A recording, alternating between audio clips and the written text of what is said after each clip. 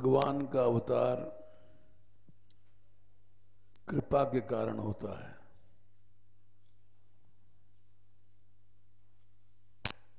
नहीं तो उनको क्या गरज पड़ी यहां इस संसार में आने की। और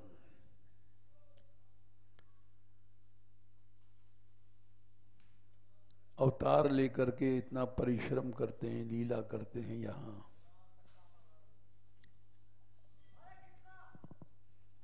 उसका एक ही कारण है, कृपा सिंधु जनहित तनु धरहि। भगवान कृपा के समुद्र हैं।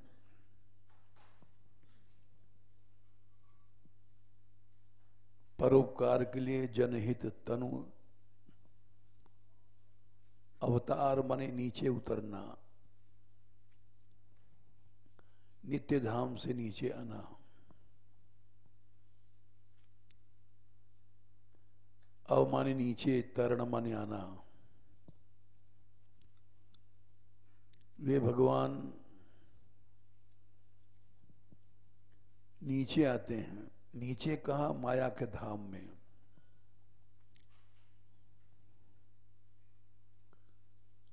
कहां से आते हैं? इस अनंत संसार का मूल है ऊपर।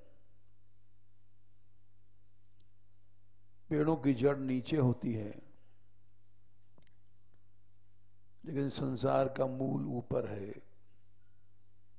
भगवान गीता में 15वें अध्याय में कहते हैं, ऊर्ध्वमूलम अधः शाखम अश्वत्थम प्राहुरभ्यम छंदांसि यस्य पर्णानि यस्तम वेद स वेदविद।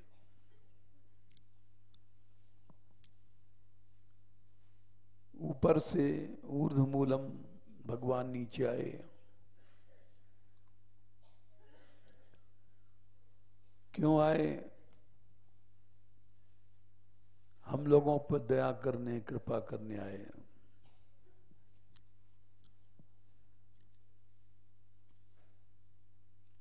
जैसे कोई डूब रहा है तो बचाने वाला कूद पड़ता है पानी में।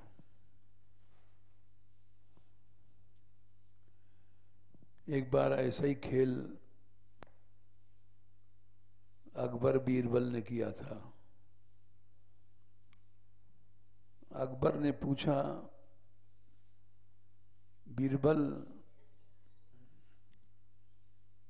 बीरबल वैष्णव था, वल्लभ कुल का, गोसाई जी के चेला। भगवान, तुम्हारे यहां भगवान अवतार लेता है, नीचे आता है, क्या वहां से बैठे बैठे नहीं हो सकता? भगवान तो सर्वशक्तिमान है। ये सब तर्क हैं, उठते हैं। भगवान ऐसा क्यों करता है? ये सब तर्क हैं। ये तर्क आए नहीं कि भगवान हृदय से गायब हुआ। ऋषि वेदन्ति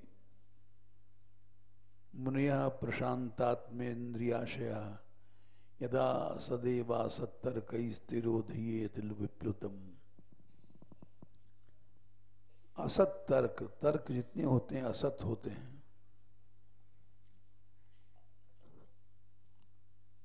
उससे वो तत्व गायब हो जाता है।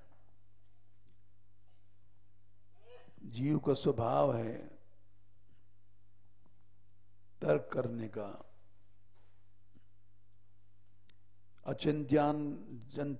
अचिंत्यान खलु ये भावान, अचिंत्या खलु ये भावा न तांस तर्केण योजयेत। महाभारत में कहा गया, जो अचिंत्य भाव हैं उसमें तर्क नहीं लगाना चाहिए। भगवान और भगवान के जन ब्रह्म सूत्र में भी लिखा है तर्का प्रतिष्ठानात्। तर्क आया और तत्व की प्रतिष्ठा चली गई।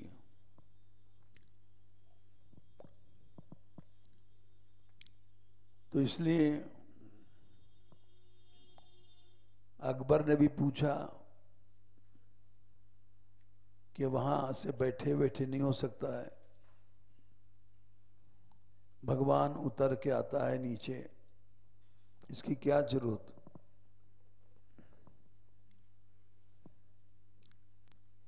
अकबर ने प्रश्न किया। बीरबल बड़ा बुद्धिमान था,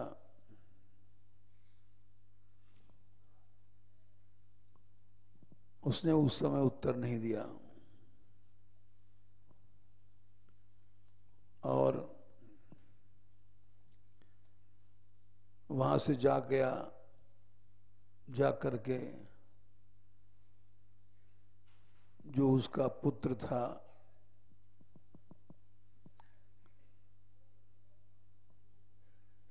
वैसे ही एक खिलौना बनवाया।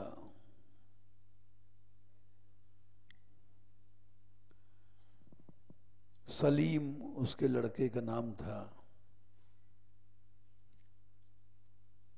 वो गोद में खेलता था।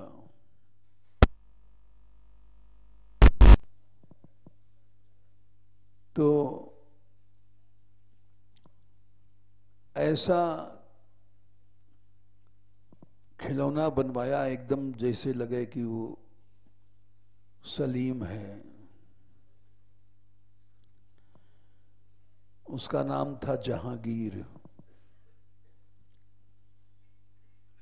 हिस्टोरिकल लोगों ने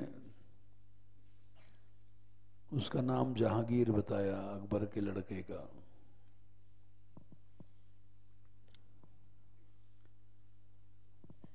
जहांगीर का लड़का था शाहजहां, जिसने ताजमहल बनवाया, और उसका लड़का औरंगजेब।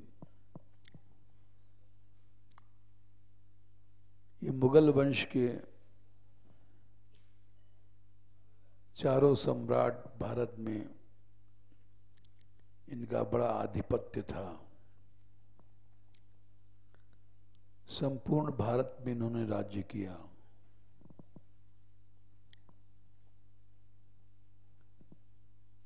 उस खिलौने को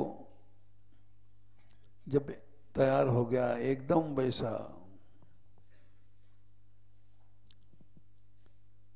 तो एक दिन बीरबल ने कहा, हुजूर जमुना जी चला जाए, बहुत दिन हो गए, जल विहार किया जाए।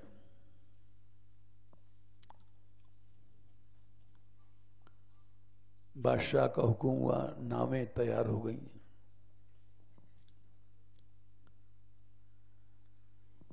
नावें तैयार हो गई, अलग अलग नावें थीं। बादशाह के बैठने की अलग, बेगमों की अलग, सब नावें चल पड़ी।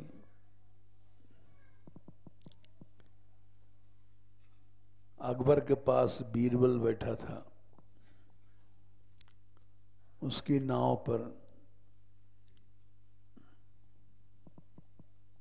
उसके बाद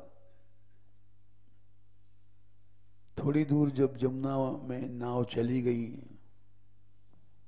जब जमुना जी ऐसी नहीं थी जैसी आजकल हैं, अगाध पानी,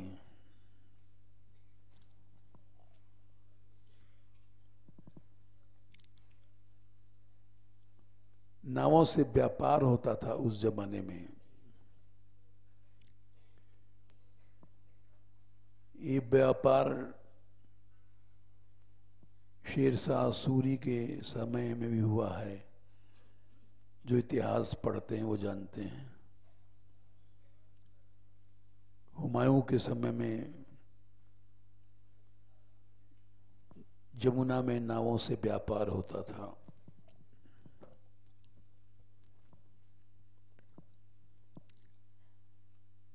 बीरबल उठा, अकबर की नाव पर। अकबर ने कहा, कहाँ जा रहे हो बीरबल? हुजूर, इच्छा हो गई है शाहजादे को, यानी राजकुमार को प्यार करे हमें।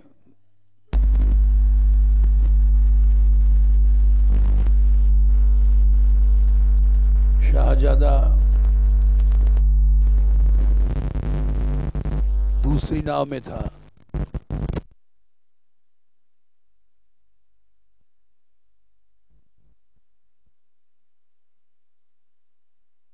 जहांगीर वहां था दूसरी नाव में। बीरबल को कोई रोक टोक नहीं थी।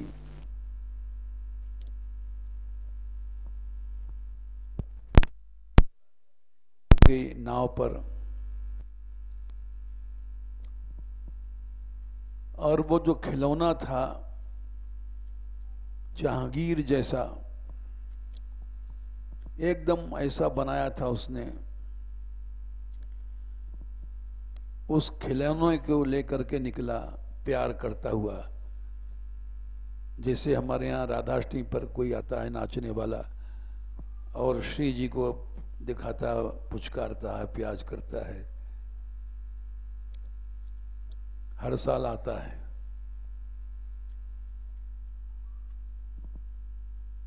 और उसका बस राधाष्टमी पर आने का इतना ही प्रयोजन है कि मानगढ़ जा करके श्री जी को गोद में लेके प्यार करेंगे, और सब लोग उसको देखते हैं और बड़ी सफल एक्टिंग करता है। और ऐसे लेकर के ऐसे करेगा, वैसे करेगा जैसे माँ करती। तो वैसे ही बीरबल ने भी उस खिलौने को लेकर के और प्यार किया।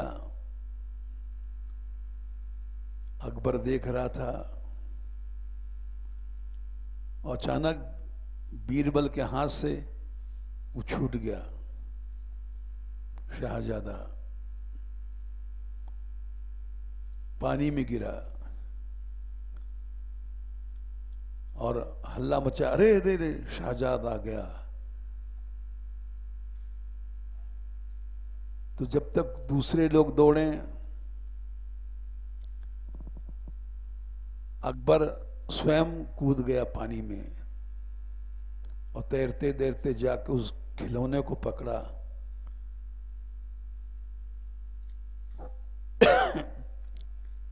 क्योंकि वो तो समझ रहा था शाहजादा है। जब खिलौने को पकड़ा तो देख करके एक बार हंस गया, लेकिन पीछे बादशाह है, थोड़ा गुस्सा भी आया। लेकिन जानता था कि बीरबल बड़ा हंसौड़ा है, ऐसे ही नाटक करता रहता है। नाव पर चढ़ करके आया और बीरबल से बोला कि ये तुमने क्या किया? मुझको जमुना में कूदना पड़ा, कपड़े उपड़े सब भीज गए, ऐसा मजाक अच्छा नहीं है। बीरबल ने कहा, हुजूर आप बादशाह सलामत हैं, आप क्यों कूदे? इतने यहां सेवक हैं, किसी को ऑर्डर कर देते 50 आदमी कूद पड़ते, आप क्यों कूदे? बोले बीरबल तुम समझ नहीं सकते एक पिता का कैसा हृदय होता है। तुमने ऐसा बनवाया खिलौना, फिर हमारी नाव से गए कि मैं शहजादा का प्यार करूंगा। तुम उस खिलौने को लेके निकले और ऐसा नाटक किया कि जैसे पानी में गिरे और छूट गया शहजादा हाथ से। बीरबल ने ऐसा नाटक किया, खुद गिर गया था। तो तुम्हारी गोद में खिलौना था, कहीं पानी पी जाता तो हमें कूदना पड़ा। बीरबल ने कहा अब आपको उत्तर मिल गया कि भगवान क्यों अवतार लेता है। वहां बैठे बैठे संसार का कल्याण कर दे वो अच्छा है, क्यों अवतार लिया, आप क्यों कूदे पानी में। बोले क्या करें भाई बीरबल, हमने समझा कि अब तो शहजादा गया,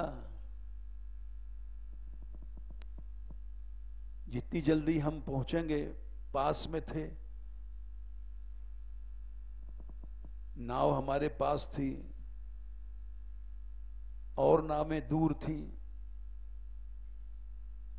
बेगमों की नावें हमारे पास थी। हम जितनी जल्दी बचा सकते हैं दूसरा नहीं बचा सकता। दूसरा आएगा वहां से तैर करके, तब तक बच्चा पानी पी जाएगा, बच्चा मर जाएगा। तो इसलिए हमें कूदना पड़ा।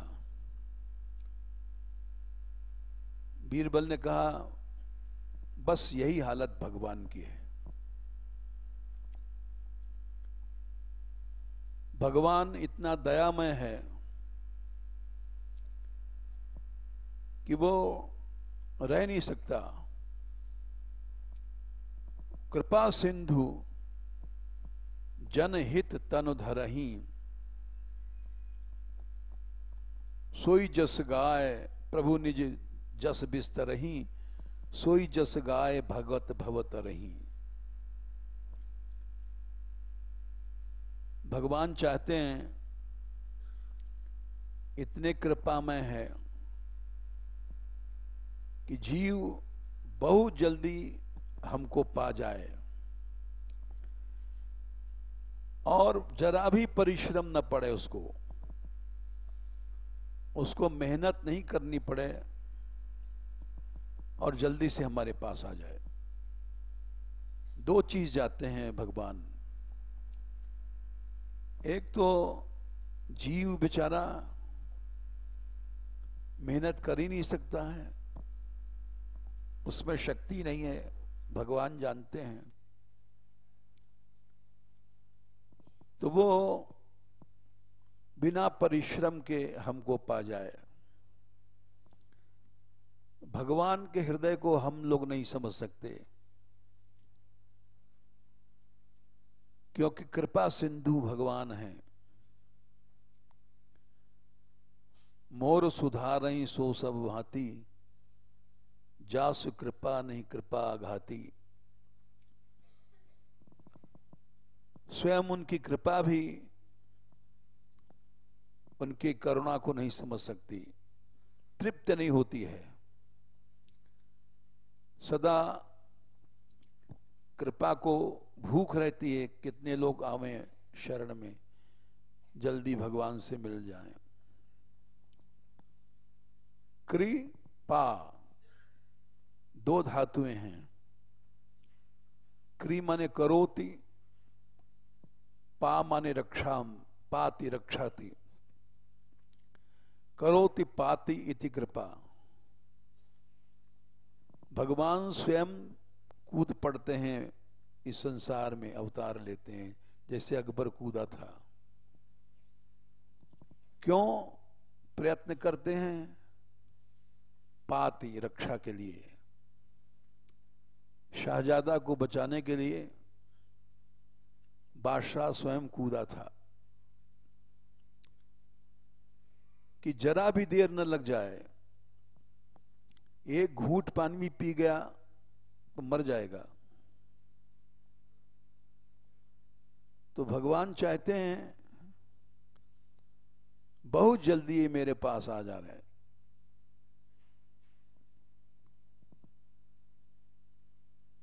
और जरा भी उसको कष्ट न पड़े। जीव है, कष्ट से घबराता है।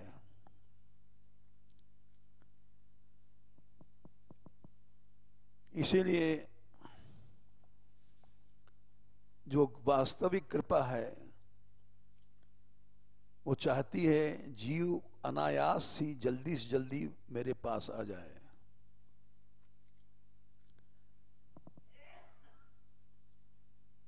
जैसे गोसाई जी लिखते हैं, धाम का अवतार क्यों होता है? जीव बैकुंठ में, नित्य धाम में जा नहीं सकता, तो धाम का अवतार इन पुरियों में हो गया। चलो भाई, तुम बैकुंठ नहीं जा सकते हो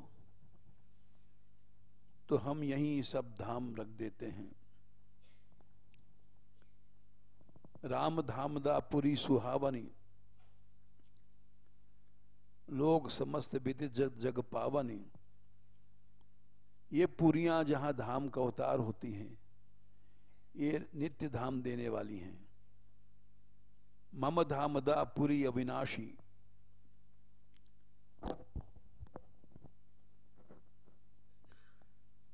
ये पुरियां मम धामदा, मेरे नित्य धाम में देने वाली हैं।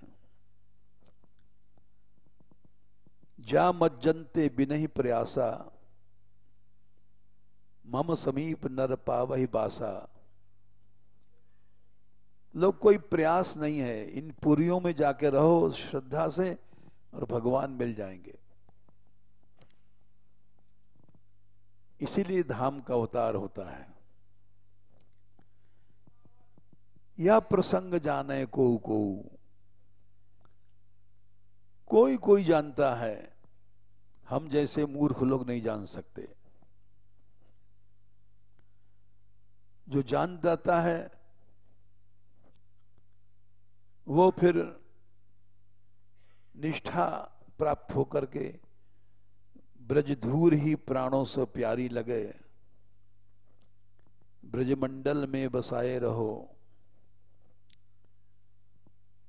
वो आमरण यहां निवास करता है, धाम का आश्रय, धाम निष्ठ हो जाता है। और संत लोग कहते हैं, विपिन राज सीमा के बाहर हरिहु को न निहार। इतना कृतज्ञ हो जाता है कि भगवान को भी छोड़ देता है धाम के पीछे। ब्रजगोपियां मथुरा तक नहीं गई, द्वारका तो बहुत दूर है, धाम को नहीं छोड़ा। और जहां कुरुक्षेत्र में श्री कृष्ण मिले हैं, तो वहां एक विचित्र प्रार्थना किया है।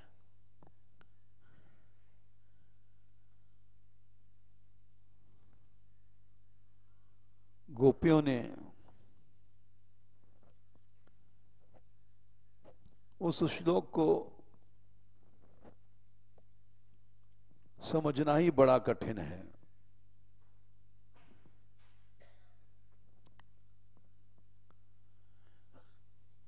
आचार्यों ने उसका अर्थ लिखा है, हम लोग तो समझ ही नहीं सकते हैं।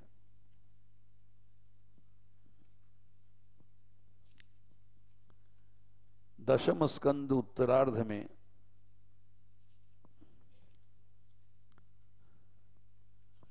जहां श्री कृष्ण गोपियों से मिले हैं,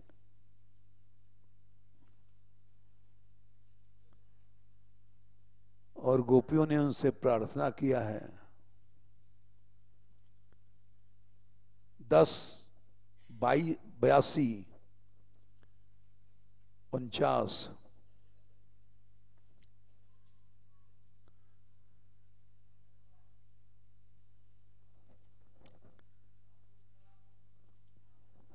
गोपियों ने कहा,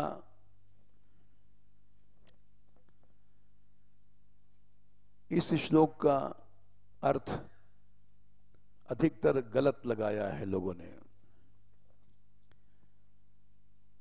यहां तक कि गीता प्रेस की जो टीका है, हिंदी टीका, वो भी गलत है।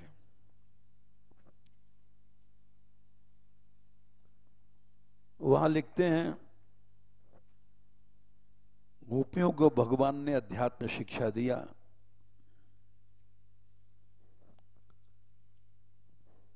उस शिक्षा को सुन करके एक श्लोक आता है, गोपियों ने उत्तर दिया, आहुष्यते नलिन नाभ पदार विंदम योगेश्वरैर हृदय विचिन्त्य मगाध बोधय। अर्थात आपके चरण कमलों का जो बड़े बड़े योगेश्वर हैं, अगाध ज्ञान है जिनमें, वे भी आपके चरणों का चिंतन करते रहते हैं। और संसार एक कुआं है, हम लोग उस कुएं में गिर पड़े हैं, निकल नहीं सकते। ऐसे ऐसे कुएं थे उस समय राजस्थान में, 80 हाथ पानी नीचे, क्योंकि वहां मरुभूमि में जल संकट बहुत है। उन कुओं में गिरने के बाद निकलना बड़ा मुश्किल है। कुबा जी गिर पड़े भक्तमाल में, महीनों दबे रहे।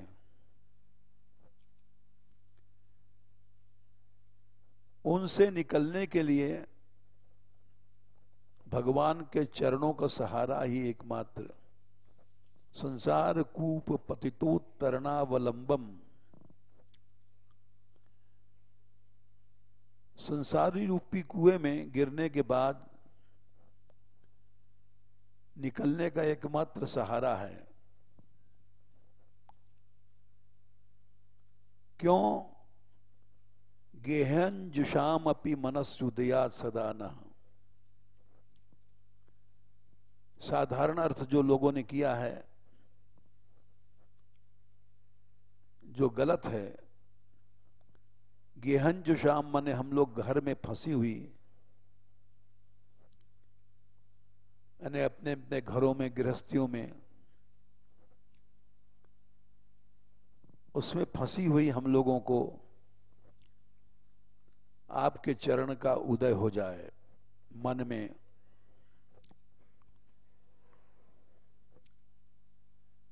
ये साधारण अर्थ है। अर्थकारों ने यही अर्थ किया है जो भाव विरुद्ध है। गोपियां गेहन जुषाम कह रही हैं, इसको हम समझ नहीं सकते। गेहन जुषाम माने हमारा घर तो वृंदावन है, हम इस रज में रहती हैं और इसी में रहेंगी। द्वारका नहीं गई, मथुरा नहीं गई, और हम धामनिष्ठ हैं। गेहन जुषाम, हमारे मन में आपका चरण सदा रहे।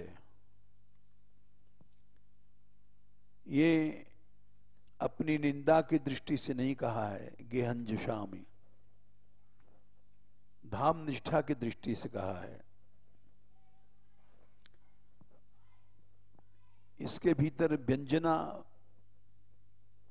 वृत्ति से अर्थ छिपा हुआ है, गंभीर, जो आचार्यों ने लिखा है। हम आचार्यों की बात बता रहे हैं, अपने मन की कल्पना से अर्थ नहीं बता रहे हैं।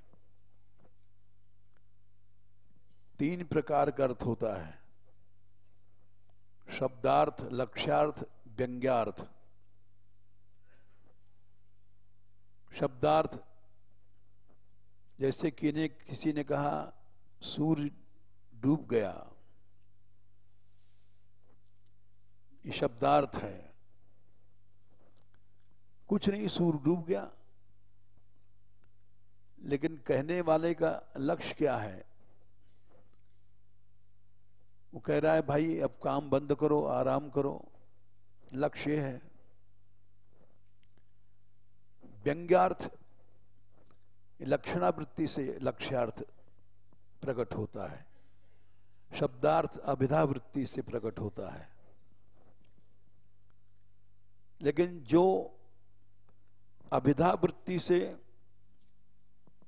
और लक्षणावृत्ति से भी प्रकट नहीं होता है, वो व्यंग्यार्थ है, व्यंजनावृत्ति से प्रकट होता है। इसके हजारों अर्थ हो सकते हैं। सूर्य डूब गया, एक चोर कह रहा है चलो चोरी करने चलेंगे, एक कामी कह रहा है चलो अंधेरा हो गया अब मिलेंगे। इसी तरह से व्यंग्यार्थ हजारों हो जाएंगे अपनी अपनी भावना के कारण। तो व्यंग्यार्थ यहां आचार्यों ने लिखा है। हम जो गेहन जो शाम तुम्हारे द्वारका में नहीं आई, मथुरा में नहीं आई, क्यों नहीं आई? गेहन जो शाम, हमारा घर वृंदावन है। वृंदावनम सखी भुवो वितनोति कीर्तिम, यह देवकी सुत पदाम्बुज लब्ध लक्ष्मी। गोविंद वेणु मनुमत्त मयूर नृत्यम, प्रेक्षाद्रि सान्व परतान्य समस्त सत्वम। इस पृथ्वी पर जो वृंदावन है, यही हमारा घर है।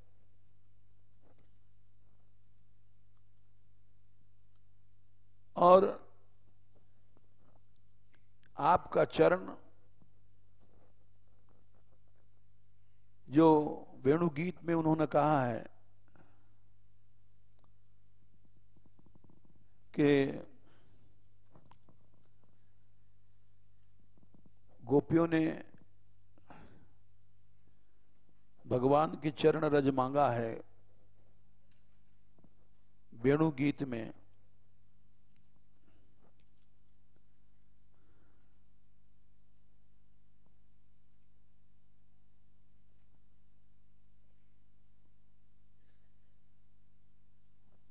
नहीं, वेणु गीत में नहीं मांगा है, प्रणय गीत में मांगा है। यरबुजाक्ष तव पाद तलम रमाया, दत्तक्षणम क्वचिदरण्य जनप्रियस्य। आपके चरणों को श्री पदाम्बुज रजग चखमे तुलस्या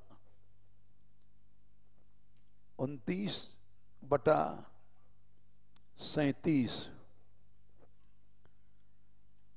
बोले आप वृंदावन बिहारी के चरण रज को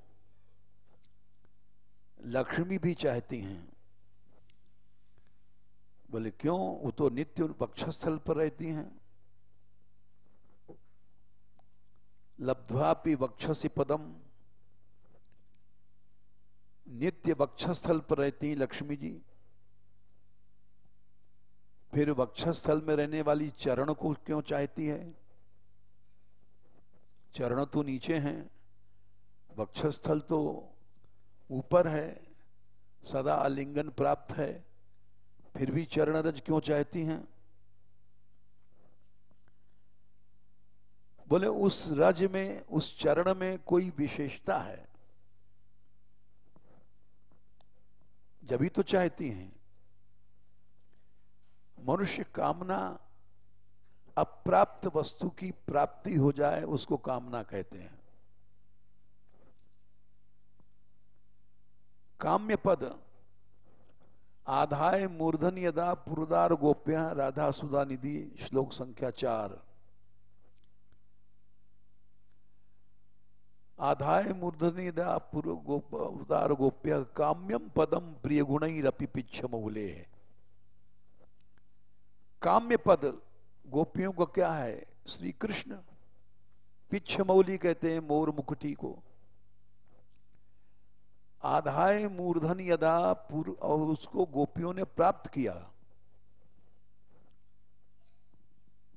उदार गोप्य काम्यम पदम प्रिय गुणैरपि पिच्छमौले है।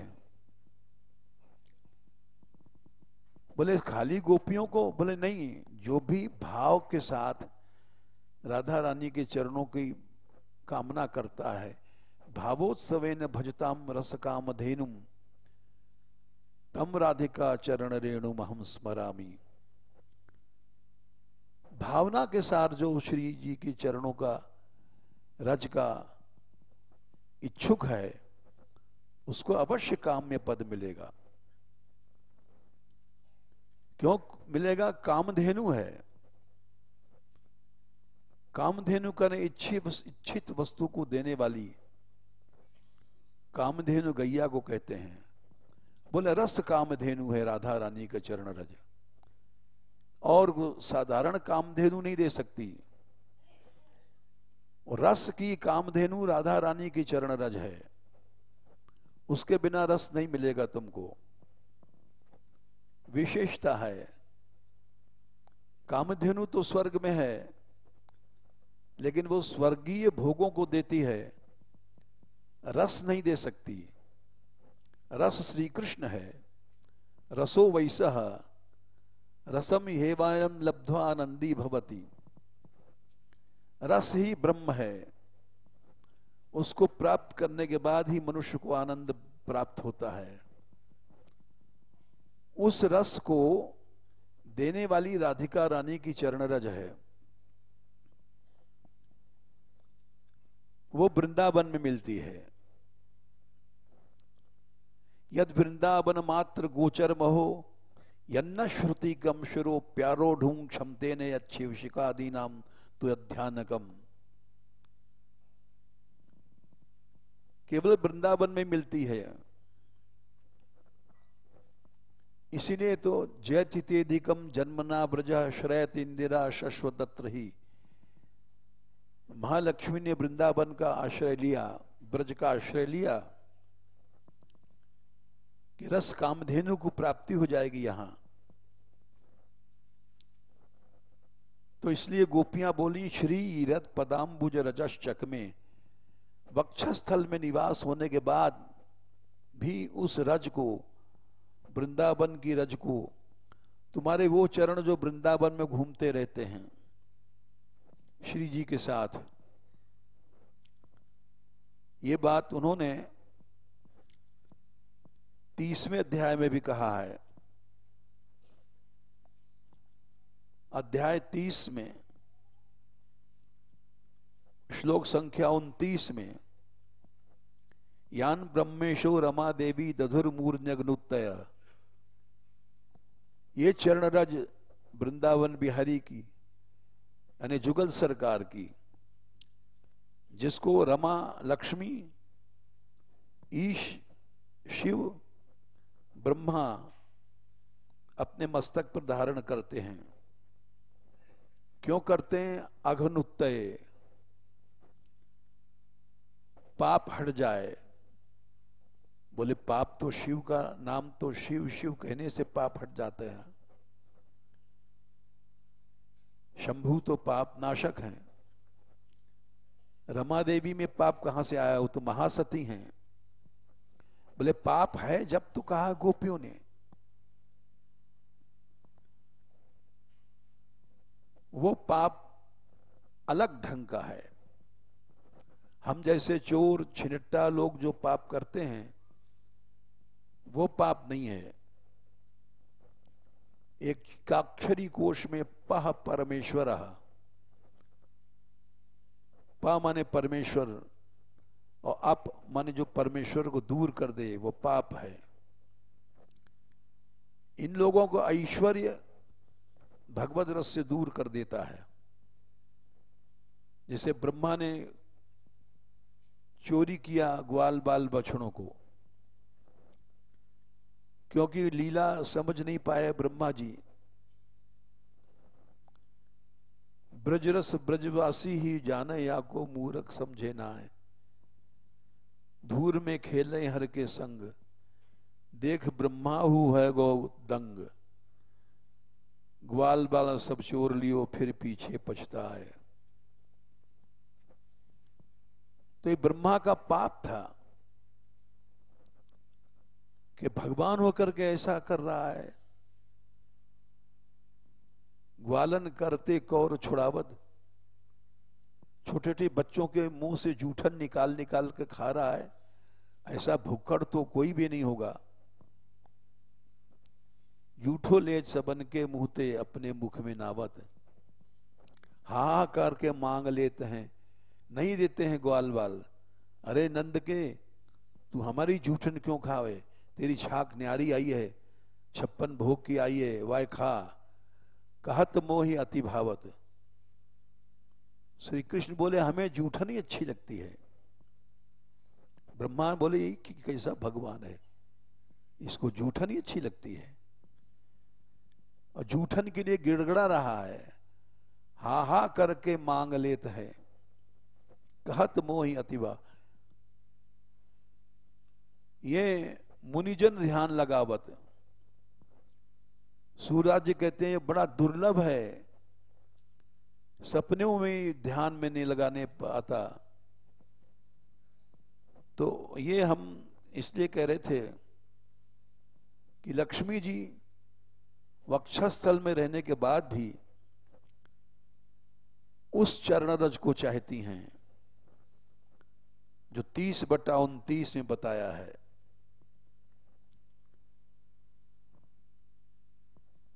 उस चरणरज को चाहती हैं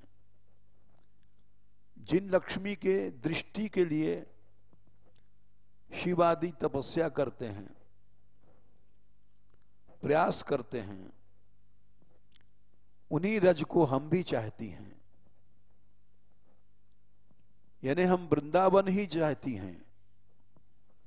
तो गेहन जो शाम का अर्थ हुआ,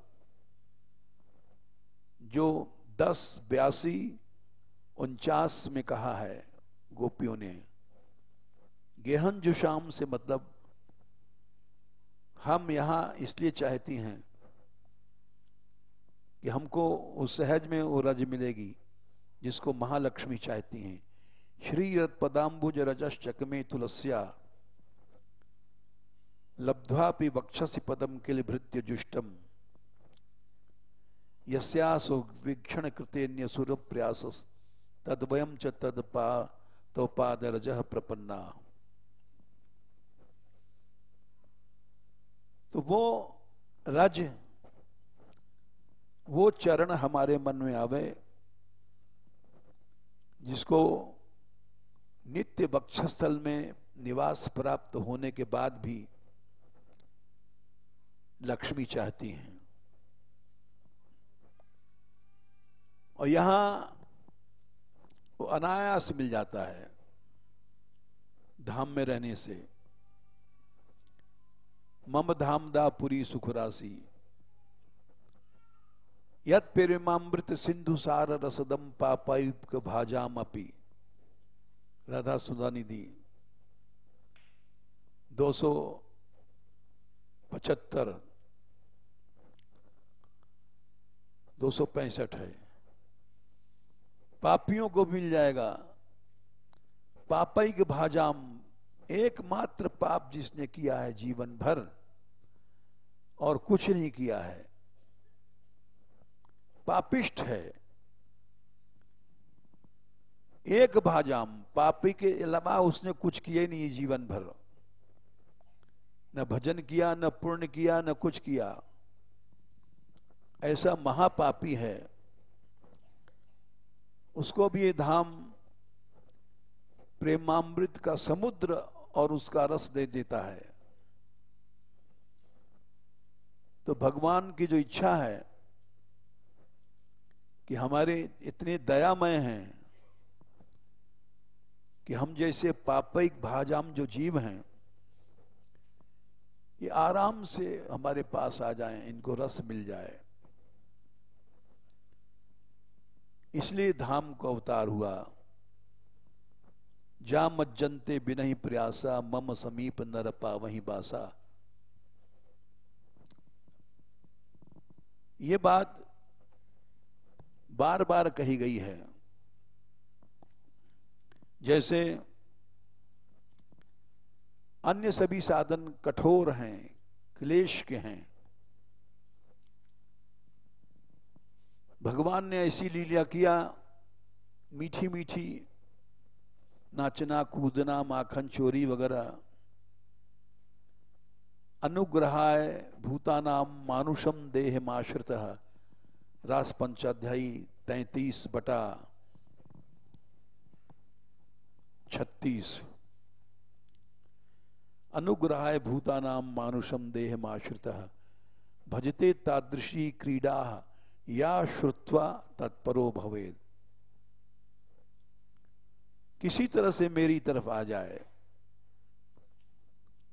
जैसे कंछेदन होता है तो बच्चे की मां बच्चे का कान छेदने में कष्ट होता है, एक सुई चुभाई जाती है, तो बच्चे को पकड़ के लड्डू देती है, ले लड्डू खा। लड्डू खाने लग गया, जब तक कान छेदने वाले ने छेद दिया। कर्ण छेदन कहते हैं उसको। ठाकुर जी का भी कर्ण छेदन हुआ है कनवारा में। तो वो उसको पता भी नहीं पड़ा, उसका कान छिद गया। थोड़ा सा ची ची किया मान लो। उसी तरह से भजते तादृशी क्रीडा, ऐसी क्रीडा करते हैं ठाकुर जी, या श्रुत्वा तत्परो भवेत्, कि उसका मन मेरे में आ जाए। तादृशी माने जो हमारे क्रिया कर्मों से मिलती है। हर आदमी के घर में बच्चा होता है और रोता है, चिल्लाता है, चुरा के मीठा खा लेता है। ये सब तादृशी क्रीड़ा है। झूठ बोलता है, अपनी मां से लड़ता है, झगड़ता है, मिठाई दे दे, या कुछ भी लेना है, तो हर आदमी को घर में अनुभव होता है बाल लीला का। तो वही वही लीला भगवान ने भी किया। इसको तादृशी क्रीड़ा कहते हैं। जो हमारे जीवन में अनुभव में आ रही हैं, जिसको ऐसी कठिनाई नहीं है, आराम से हम देखते हैं, सोचते हैं, समझते हैं, अनुभव करते हैं, वो तादृशी क्रीड़ा। हम जब आए यहां ब्रज में, 60 साल की बात है, तो सांकरी खोर में रास होता था।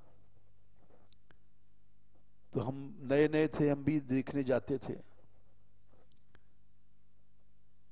वृंदावन दास महंत थे, वो जरूर एक बार रास कराते थे। और भक्तमाल की कथा जगन्नाथ दास जी की।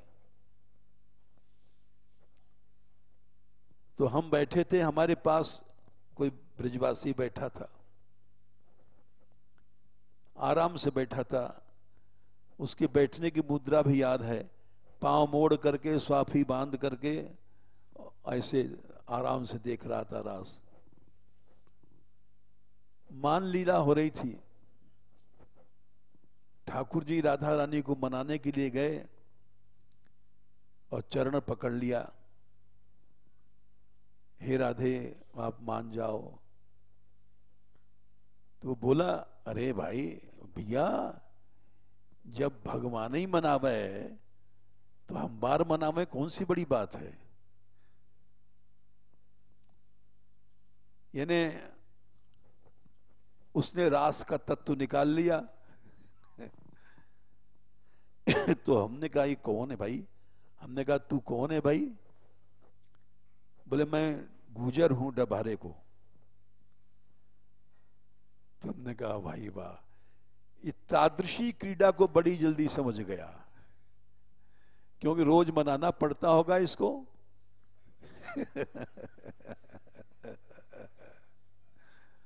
तो बड़ी जल्दी लीला समझ गया। तो तादृशी क्रीड़ा का उदाहरण दिया। हर घर में बच्चा रूठता है और झूठ बोलता है, बाल स्वभाव में चोरी भी करता है। तो भगवान ने ऐसी लीला किया जो हम बहुत समझ सकें, देख सकें, सुन सकें, और हमें कोई समझने में कठिनाई न हो, सरलता रहे। तादृशी क्रीड़ा माने जिसके समझने में कोई कठिनाई न हो। नराकार तादृशी क्रीड़ा किया, जैसे नाचना, गाना, नृत्य करना, रसानाम समूह रासः, उसको तादृशी क्रीड़ा कहते हैं। गीता में भी भगवान ने कहा है, रामायण में भी कहा है, भागवत में भी कहा है। भागवत में देखो, भगवान चाहते हैं कि बहुत जल्दी जीव हमारे पास आ जाए, देर नहीं लगे।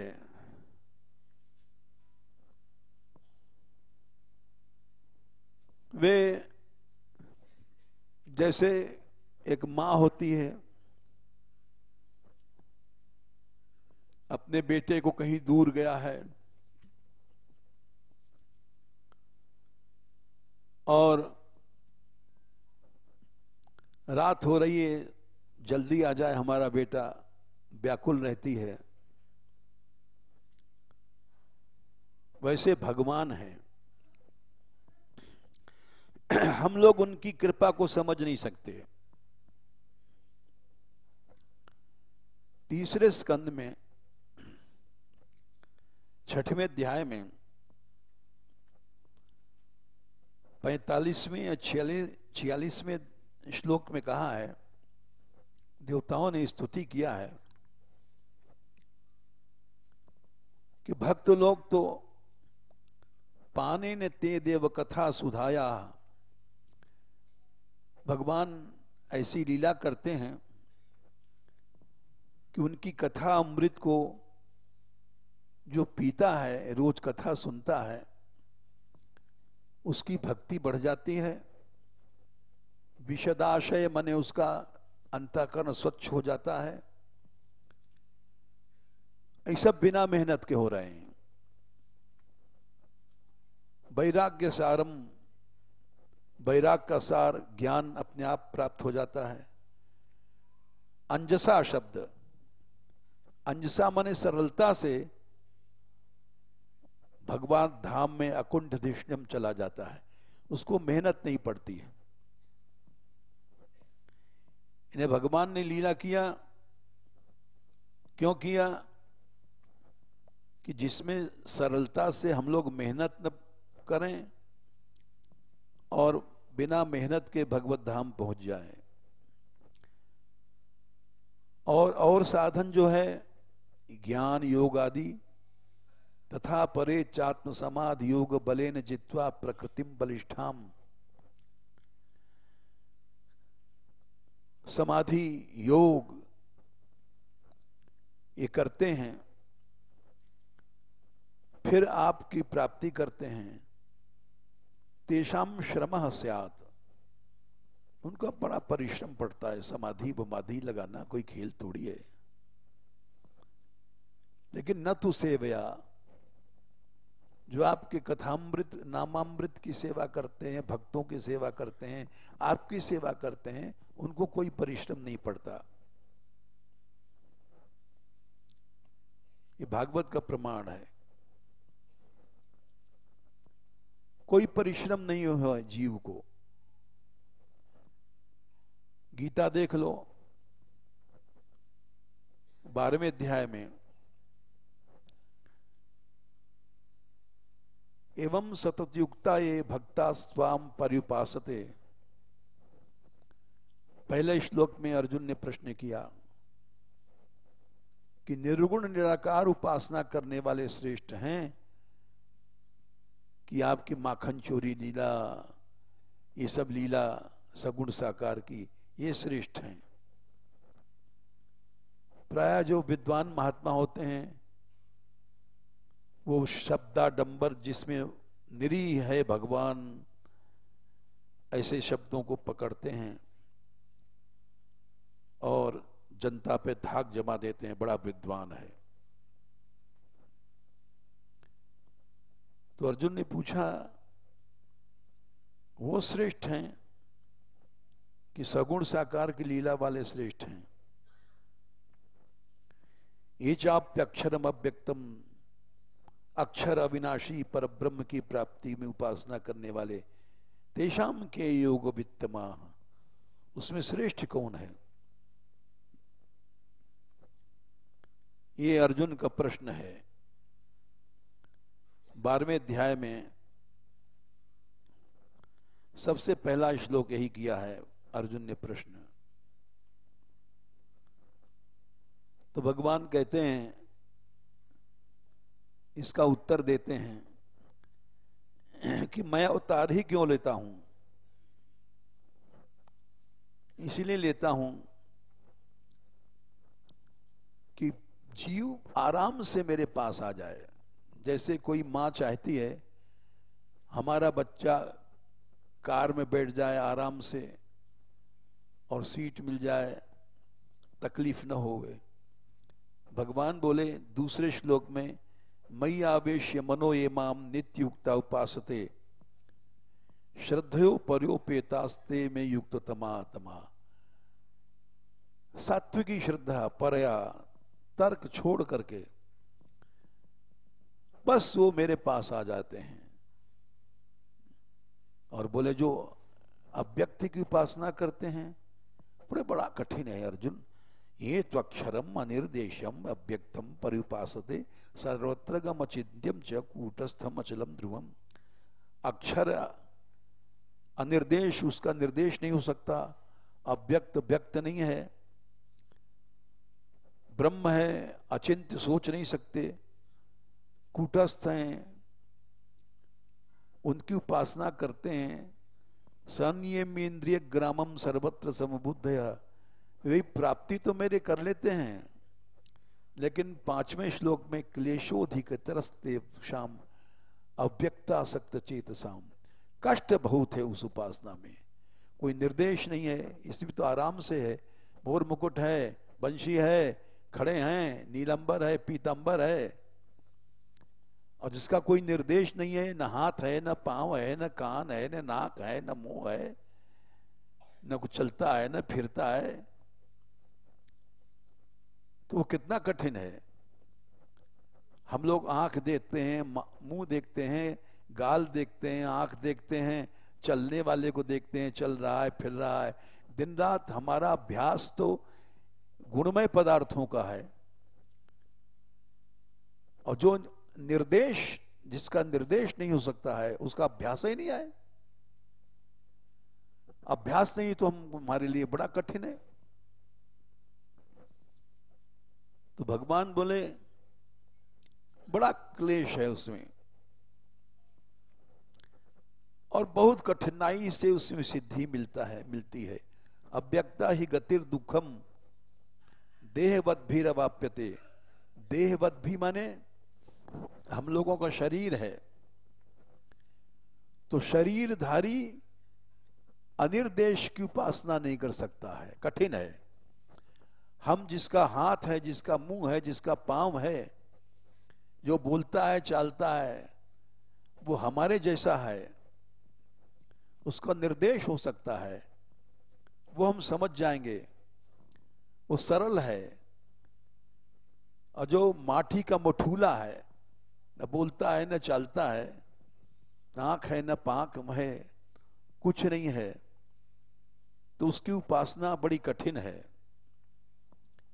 बोले सबसे सीधा रास्ता है, सभी कर्मों को तू मई माने मुझ कृष्ण रूप में न्यास कर दे, मेरे परायण हो जाएगा और मेरा ही ध्यान कर, उपासना कर। बोले तू कुछ मत करना, मैं तुझको गोद में उठा के ले जाऊंगा। तेषाम अहम समुद्धरता, समुद्धरता माने उठा करके ले जाना। जैसे बंदरिया का बच्चा बंदरिये के पेट में छिपा रहता है, वो कुछ नहीं करता, पेट पकड़े रहता है, देखा होगा सबने। और बंदरिया जाती है, उसमें लटका लटका चला जाता है। बंदरिया समुद्धरती है, उठा के ले जा रही है, वो चिपका रहता है। वैसे भगवान कह रहे हैं कि मैं तुझे उठा के ले जाऊंगा।